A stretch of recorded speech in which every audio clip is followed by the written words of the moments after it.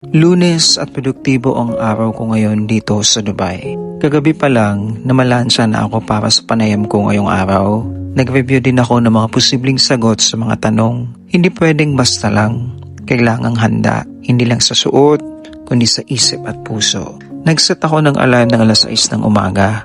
Naligo, nagbihis, inayos ang sarili, at sinigurado kong may dala akong kopya ng resume ko.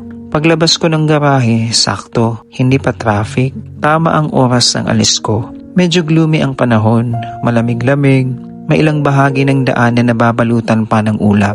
Pero alam mo, minsan ganyan din ang buhay, medyo malabo, pero tuloy lang sa pagmamaneho. Eksaktong alas 8 ng umaga nandun ako sa lugar. Alas 9 pa kasi ang panayam ko, kaya naghanda muna ako saglit sa loob ng sasakyan at tahimik na nagdasal. Maaliwalas yung lugar, mabait yung nagsagawa ng panayam, at halos isang oras din ang naging usapan namin. Ngayon, ang magagawa ko na lang ay maghintay at umasa na ipagkaloob ni God ang trabahong yun. Ako si Will na nagsasabing, kung may pangarap ka, paghandaan mo. Kung may laban ka, harapin mo. At kung may hinihintay ka, ipagkatiwala mo. Dahil sa tamang oras, sa tamang panahon, ibibigay din ang para sa'yo.